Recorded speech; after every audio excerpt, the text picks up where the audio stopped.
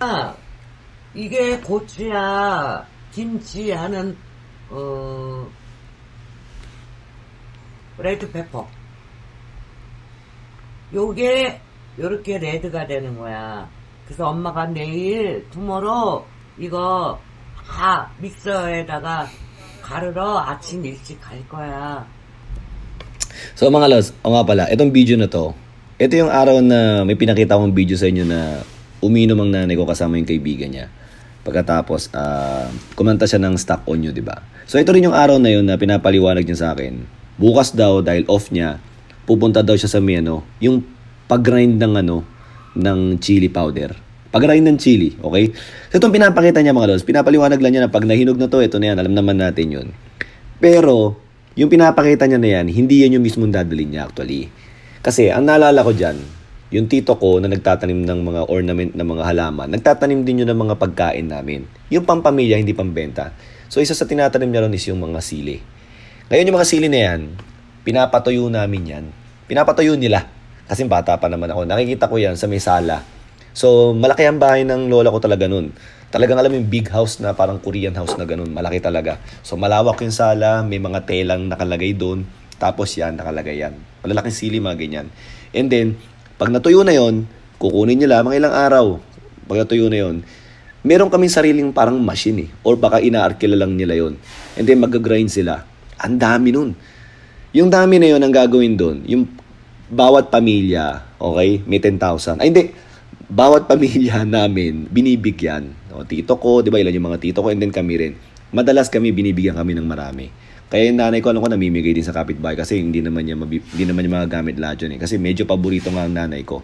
At ang naalala ko, yung tito ko na nagtatanim, dadalhin niya, at ang nag-aasikaso nito, yung lola ko, nanay ko, at minsan yung nanay ni Ate Yongju. Parang silang tatlo. Kaya nga sila yung mga close eh. So ituloy natin mga los, pakikita ko sa inyo. 야, 저기다 저거 줘봐. 빨간 바구니.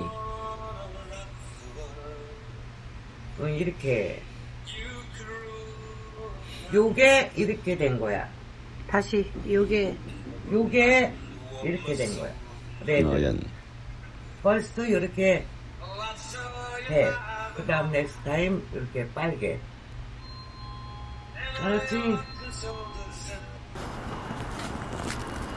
엄마 고추 안 매워 고추야 스파이시.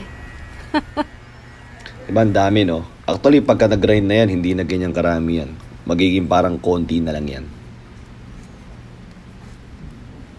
Kasama na rin buto dyan sa pag-grind. 고추. Ang dami nag-aabang.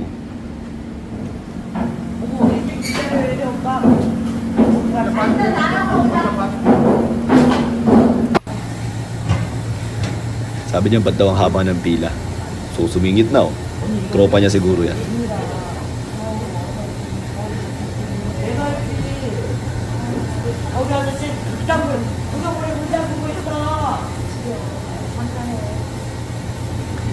Ano yan eh, yung grinder niyan marami. Hindi lang isa. Kala nyo paglagay sa isang grinder, durog na agad. Hindi. Oh, nakita nyo diba dry na? Diba? Yan, ganyang klaseng sili. Manghang yan ha.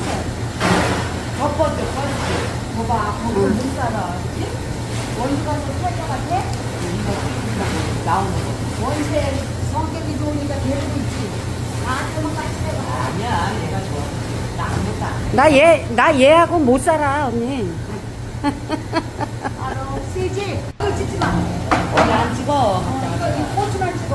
Nagkakahiyaan pa sila sa pag-video.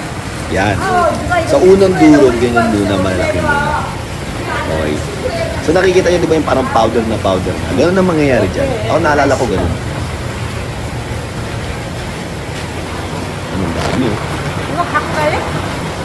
준영아 이거 넣어줄 거야. 필리핀이가. 필리핀에 너 줄 거야. 준영이. Kaya siguro inaalam ng nanay ko yung address. Yung mailing address ko ngayon. Baka magpapadala siya. Pag nagpadala siya, papakita ko sa inyo mga lods. Class A, ibig sabihin class A. Alam niyo mga lods, 고추 이렇게 많아 준영아요. binavalue 이거 nila yung 봐요. quality. 고추가 이렇게 많아. Yan, dami. 우와 진짜 많아요. Halos ganyan karami din yung 이게 다 naalala 한 ko. 사람 거래. This one person's deal, di ba? Ganyan karami din yung naalala ko dati sa bahay namin. Ay, sa bahay ng lola ko. 준영아, 세사미 오일. Sesame oil. 세사미 오일. Diba? Ang 사장님. 사장님. Nahiya din magpa-video. Yun yung sa kanila, they still value yung kagandahan ng parang authentic, parang freshness ng mga ng mga condiments or kung ano yung gagamitin nila. Yung pangatlong grind na daw. Maraming grind kasi yan. O diba? Sa Pilipinas maraming nag-grind, diba? May kanya-kanyang grind. Ito, tunay na grind to. Grinding machine. Yan, makikita nyo medyo parang mas pino na ng konti. Pero yung huling-huling pino niya, hindi mo yan pwede basa-basa galawin. Kasi ang mangyayari doon, yung fume papasok sa ilong mo. Ang sakit nun, maano ka talaga. Aching ka talaga, sakit sa ilong. Nung bata ako, ganun din eh. Pinakialaman ko. Galit na galit sila sa akin kasi may parang couple yun eh. Ginanon ko, gumanon lahat sila. Ay! As ako din. Pinagalitan ako nun. Halos paluin ako ng nanay ko. Hindi ko alam kung maalala niya yun.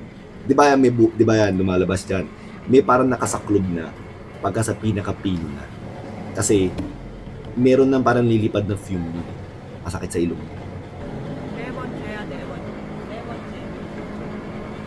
Ito nakikita nyo na yan. Kala nyo flex-flex pa yan, hindi na. Durug-durug na yan na medyo parang magkakadikit lang. Okay. Pag tinaktak nyo yung durug na yan halos. Pero mas pipinuhin pa yan. Yan na, na-check na siya. Yung nagdidikit-dikit na siya. Pero ano na yan, durug na yan. 엄마 재채기했어, 재채기. 아 매워. 아 매워. 아우 재채기.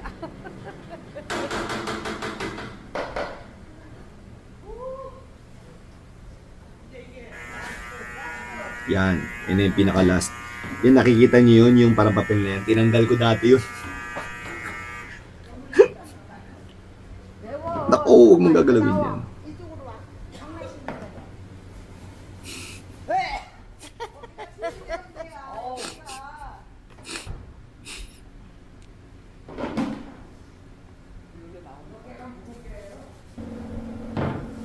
애인이 있어야 가지 남자가 있어야 가지. 원래 공주들은 외롭다는 말이 그래서 그런 거야, 알아? 들었지 준영아? 공주는 외로운 거야. 난 보이프렌드 만나서 데이트하래. 없어 어떡하니? Kwentuhan nila, oh. Yan, tinanggal ko yan kasi curious ako eh kung ano yung huling itsura. Alam mo yung bata kang curious, ginanong ko. Nagalit sila, napamura sila eh. 야, 뭐 이렇게 많이 Yan, naman, direkta na kagad sa plastic. Kasi yung fumes. 아홉 분이야. 어머나 아우 락키 Lucky. 걔는 8분 나왔어. 준영아 많이 나왔어. Ibig sabihin maganda yung yung pinakasili. Siguro makapal yung sili. Maganda yung pagkakabuo ng sili. Yung fumes niyan, naku, sakit sa ilong niya. A급 베리 스페셜. 오 기분 좋아. 많이 나왔어 준영아.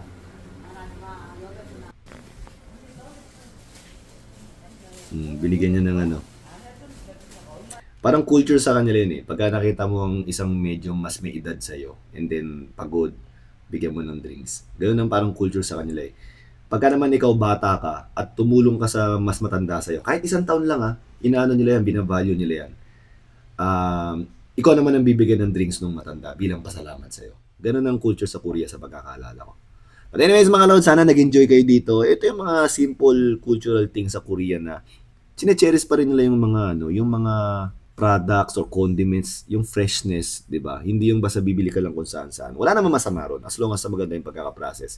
Pero sila bina-value pa rin nila yan. Nakita niyo naman kahit yung sesame oil, 'di ba? 'Di ba ang kwento ko nga sa inyo, 'di ba? Mineral water, umaakit kami sa bundok kasi medyo malapit sa bundok yan eh. Kaming dalawa ng lola ko. Tapos may pinakita ko sa inyo yung reels. Ang laging naalala ng nanay ko, pag umuwi kami, may mga kastanyas akong pinupulot sa kalye. Yung mga kastanyas na yun, pag uwi ko nun, konti lang yung ganun. Lulutuin nila yung kakainin namin konting bonding moment. So mga lord, sana nag-enjoy kayo dyan and more videos to come sa mga gusto ng updates. Thank you!